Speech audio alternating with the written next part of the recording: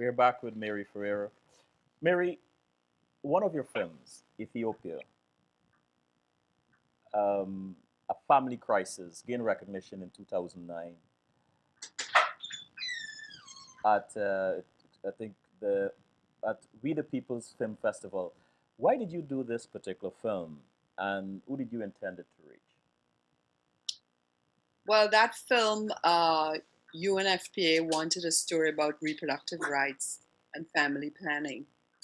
And as I mentioned, in order to drive home the message, you really need a dramatic character. So I was doing my research and I came across this guy, Ayatu.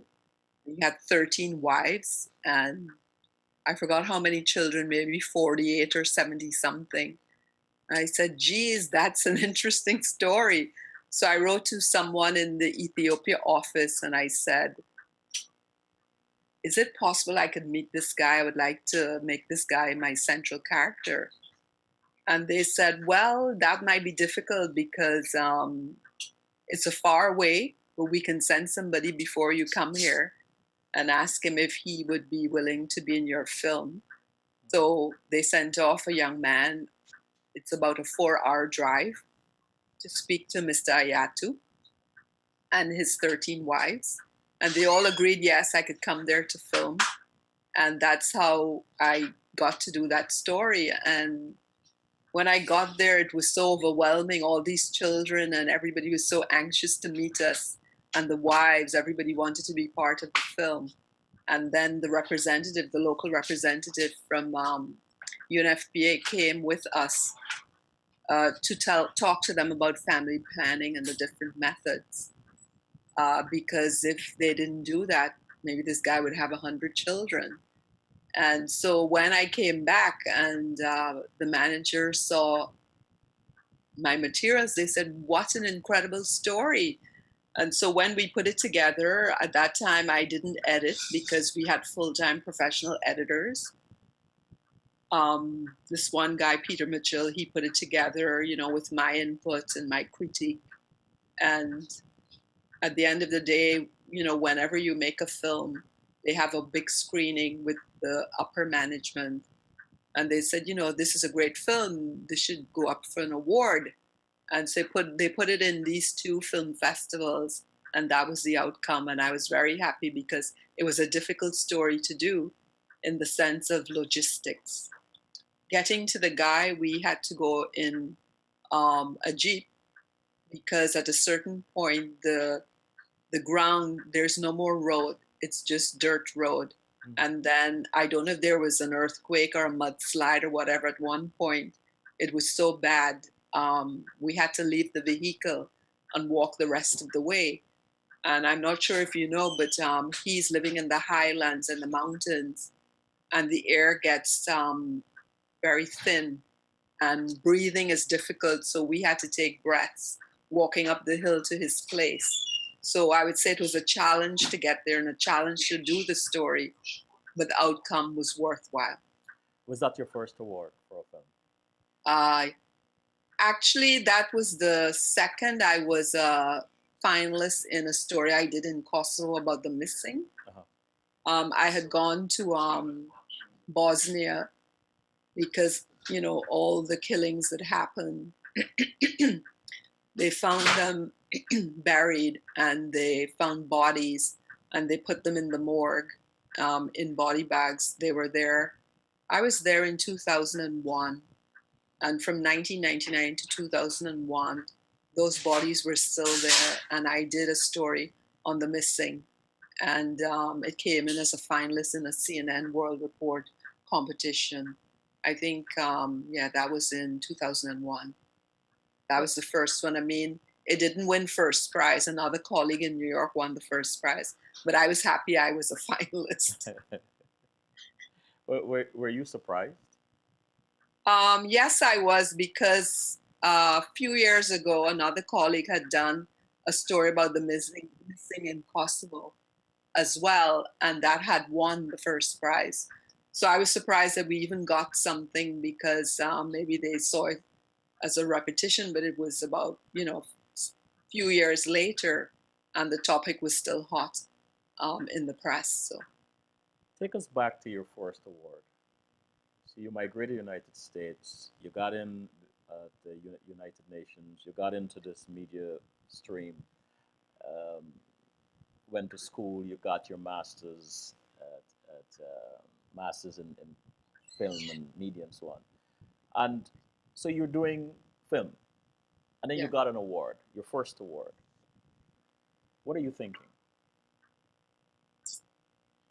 I was thinking that I'm in the right field.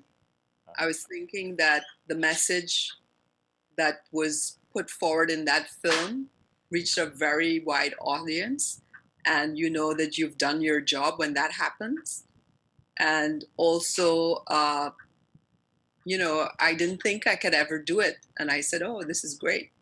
And of course, you feel proud that you've actually gone. Your film has actually gone to a festival and won something. It makes you feel very good that you're doing your job in the right way. There's a film in 2011 Slovakia, electronic waste entitled Digital Graveyard. What inspired that film? Well, electronic waste is a huge issue, Mm-hmm. and you always hear about, companies in China shipping, or companies in the developed world shipping old computers and old cell phones to places like China and India. And they also happen to be shipping to Africa, and the particular place that they were shipping these old obsolete computers was Ghana. And, when you work in a film department with colleagues and you have about 8, 9, or 10 producers, everyone has to pitch their stories every year.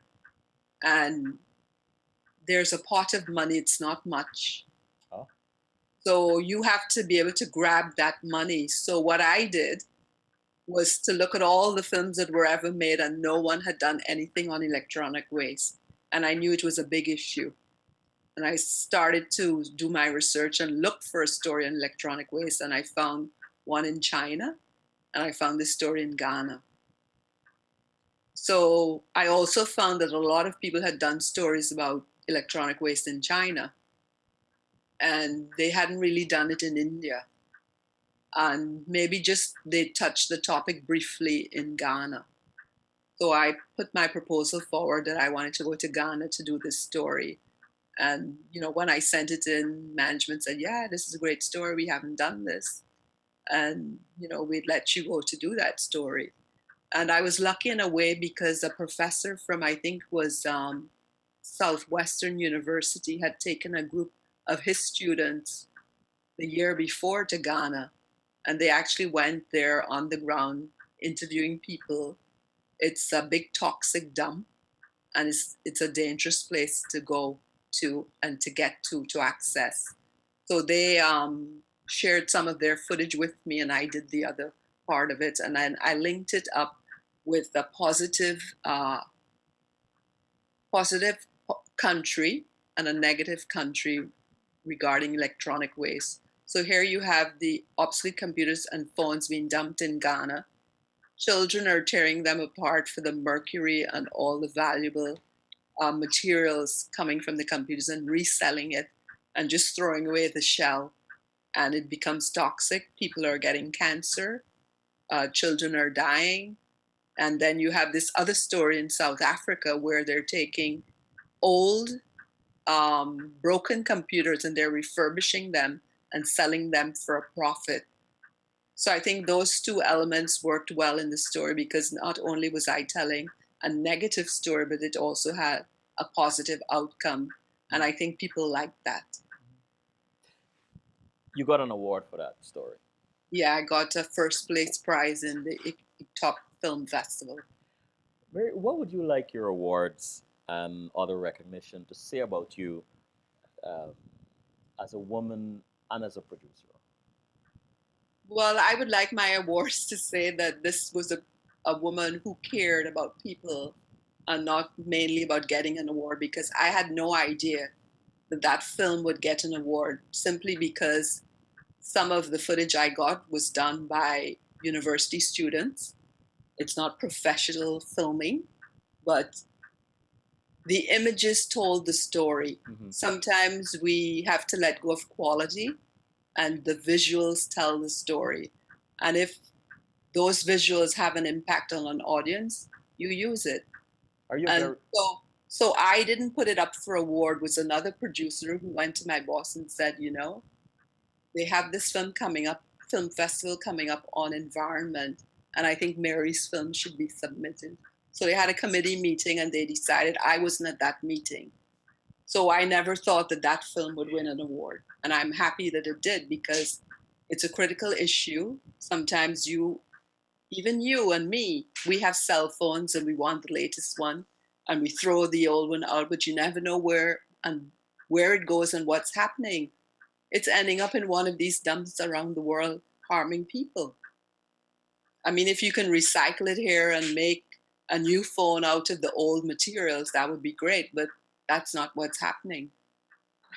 Mary, I'm going to call some countries you visited: Yeah. Barbados, Canada, Uruguay, Haiti, the Dominican Republic, Burundi, Chad, Ethiopia, Mexico, Trinidad, Grenada, Jamaica, Guyana, India, and Bangladesh. But I want to focus on your 2 years in Kosovo. Yeah.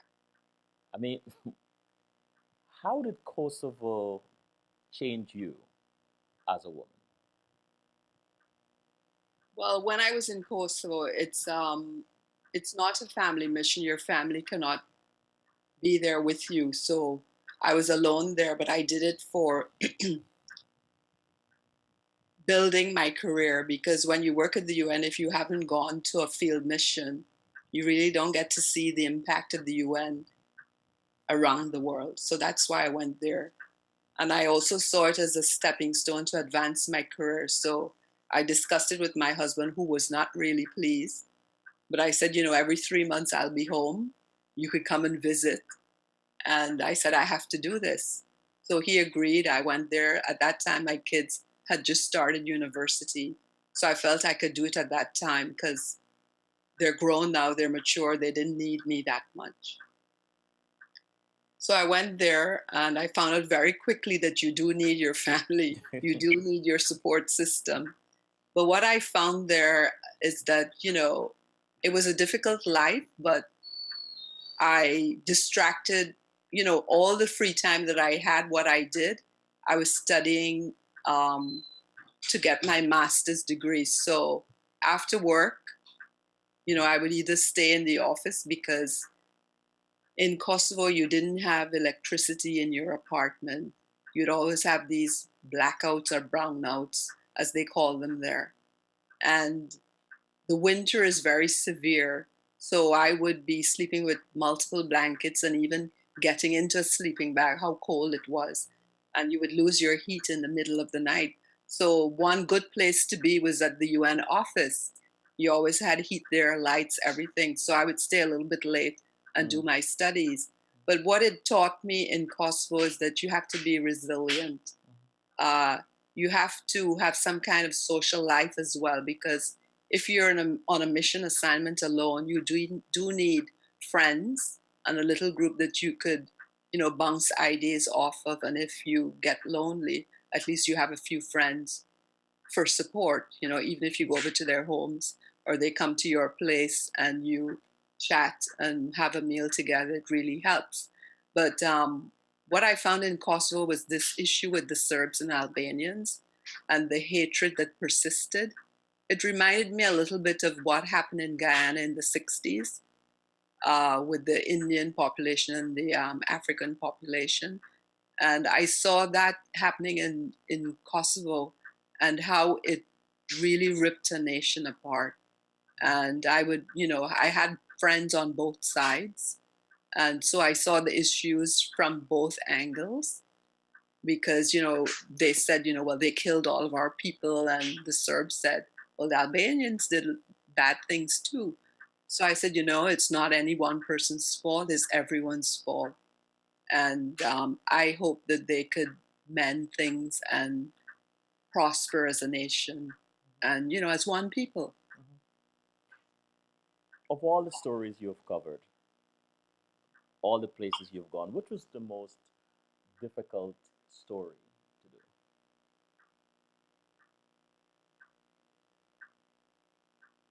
I don't think there were ever difficult stories for me. Yeah, I didn't have any really difficult story to do because they all have challenges. Mm-hmm. Uh, and when you get on the ground, for instance, when you go to first start to make a film, you have to have a storyline. You do your research, pick your topic, pick your country, and you write a storyline. And you will write a storyline, and sometimes it's imaginary. Mm-hmm. It probably doesn't exist when you get down to India or China or Mexico. So you have to be quick thinking on your feet and change the storyline. And it's okay because I remember once the one manager said to me, but that's not the story you told us you were doing. I said, well, this is what I thought I would be covering. This is what the local office told me. This is what my research said. But when I arrived in the country, I found something else. And what do? I'm going to tell the truth. Yes. Yes. So you're always in that situation where somebody in New York thinks you're coming with this fancy story, all the I's dotted, T's crossed. Then you go there and you have to tell the truth. You have to tell the story that you find on the ground. And I think that's the challenge because a lot of people stick to their storyline. But I think you really have to tell the truth about what's happening. How do you? Okay, I want to go back there. Which of these places challenged your will to continue?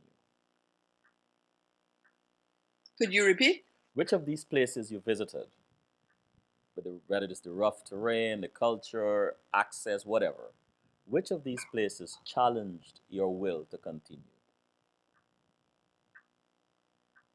I think it would be India Mm. because India is a vast country.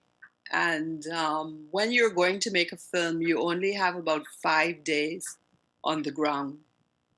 And you have to make sure you get everything you need for your story. And why I say it's a challenge, it's because the country's so vast and it becomes expensive.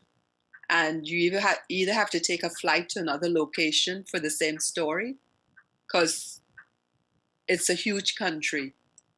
You either have to take a train or you either have to hire a car.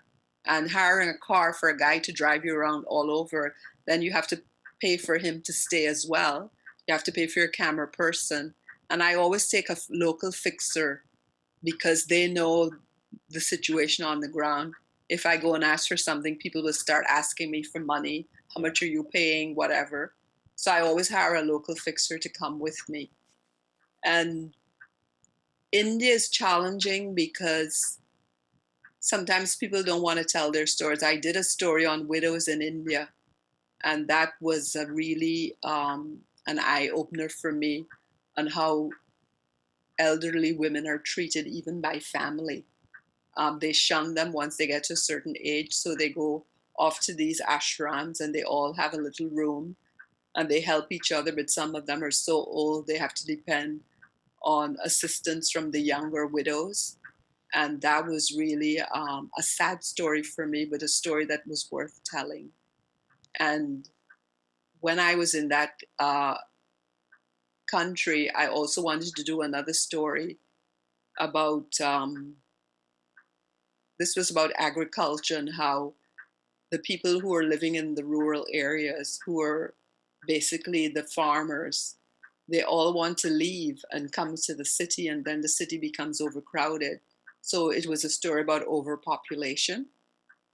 And I told my cameraman and my fixer, I want to experience what these people go through on a daily basis. So they say, what do you mean? I said, I don't want to take a car. I don't want to take a plane. I want to take the train. You've seen in movies the trains in India and how they're crowded, people hanging off of them, right? Right.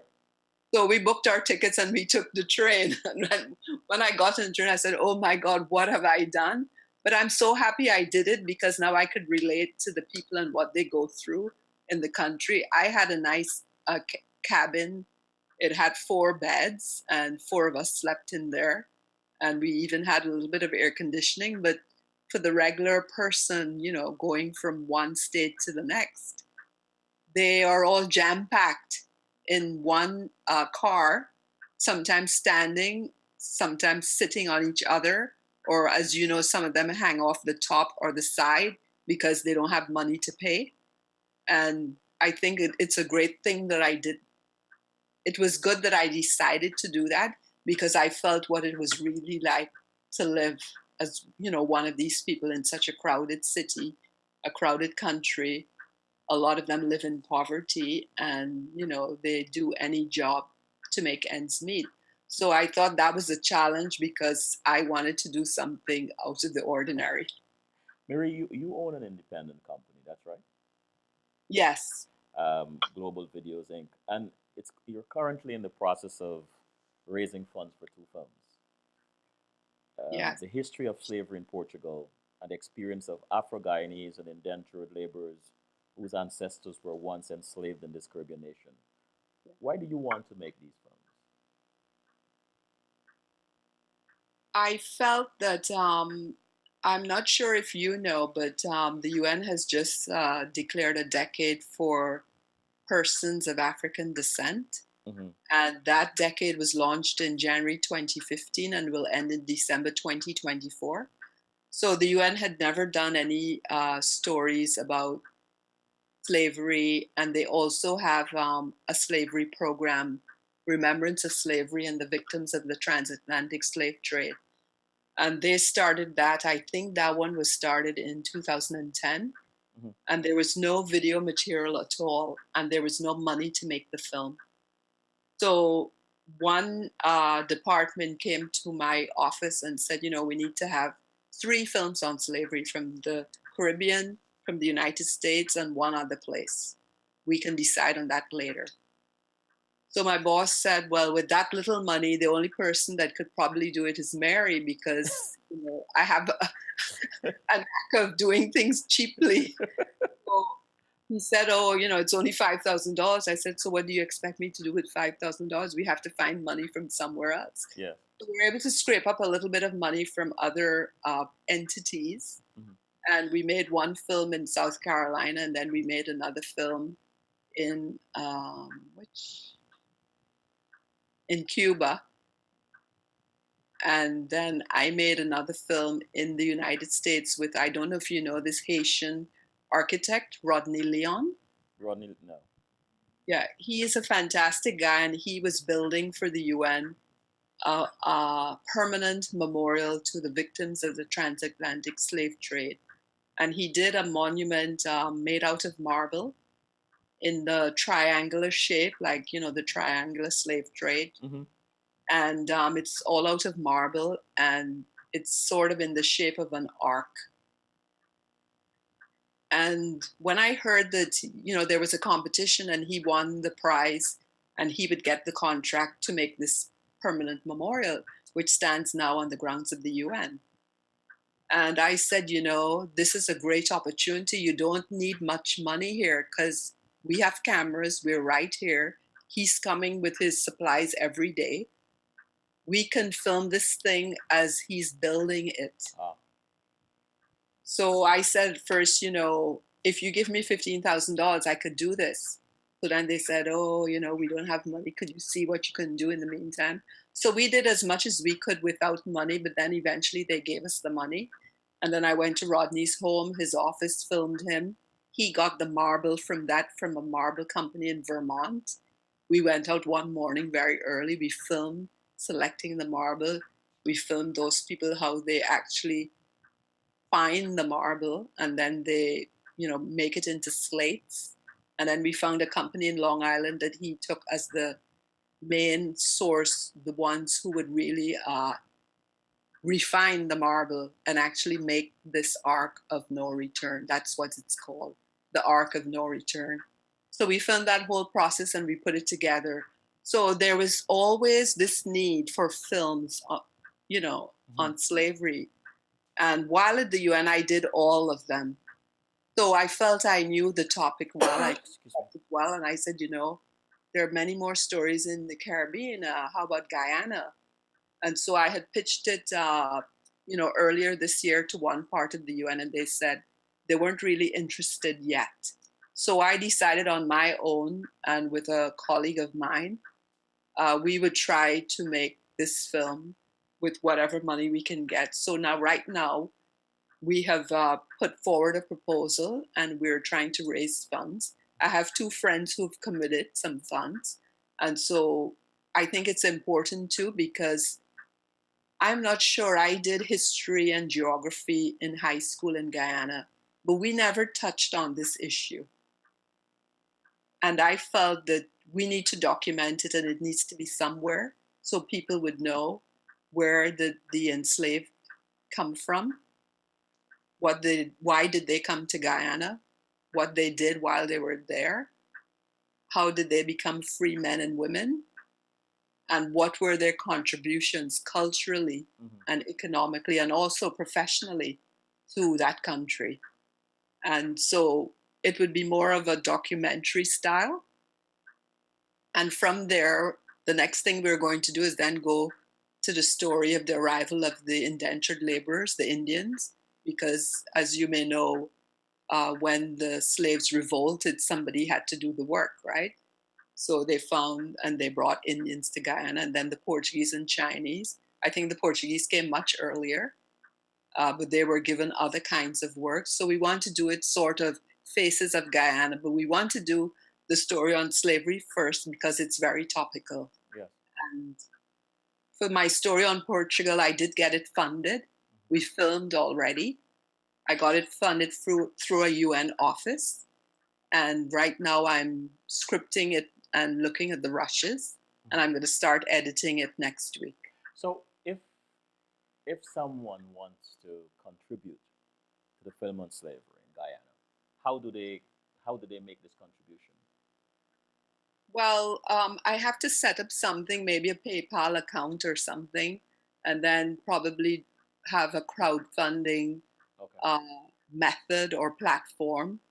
But we haven't gotten that far yet. But people I've told this story to, they will write me checks and send it to me. But then to, it's going to cost a bit of money. I'm going to get a crowdsourcing platform Right. and set up a PayPal account so people could send it there. Okay. And Okay. then we have to do the accounting and all of that because we don't want people to think we're just taking their money and having a grand old time. Right. So we have to have some kind of accounting too. There is that.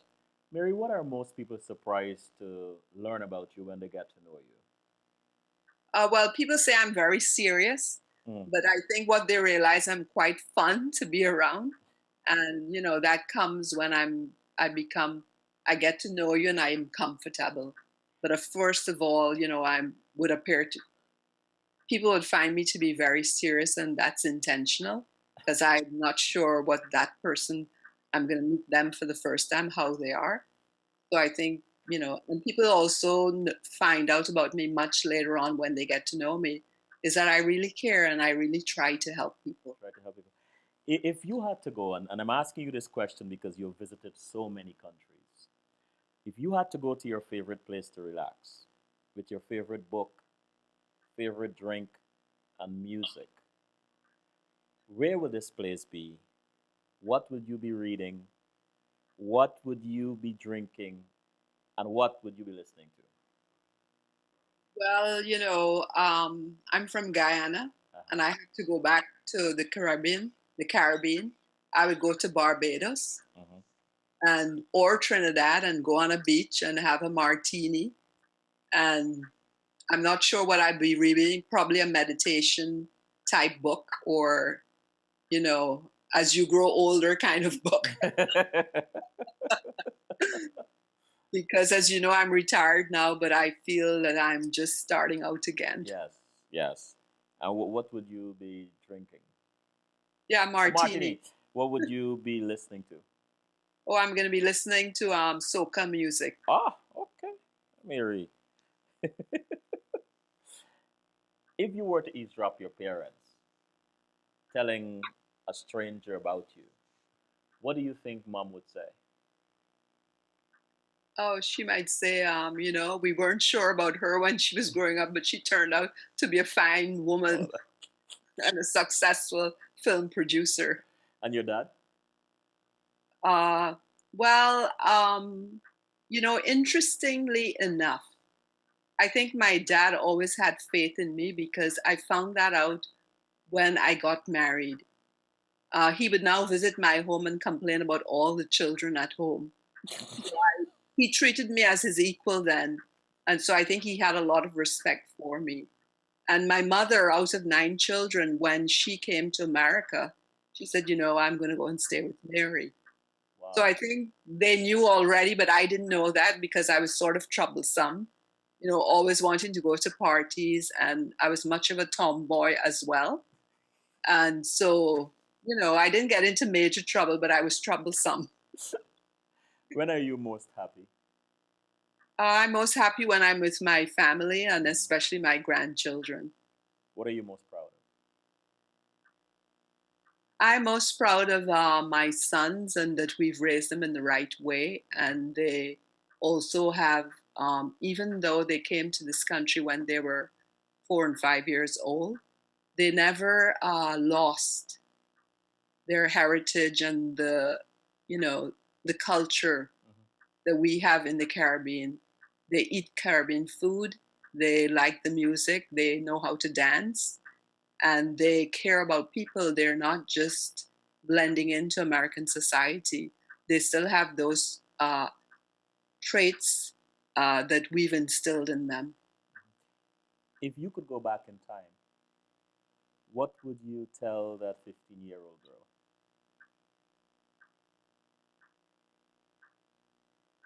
I'll probably tell her to do things a little bit differently. You first want to pursue your education and then get married and then have children. I think I did it the other way around. Mm. So, what makes you laugh out loud? Well, I don't laugh out loud quite a lot, but my husband, he's a very funny guy.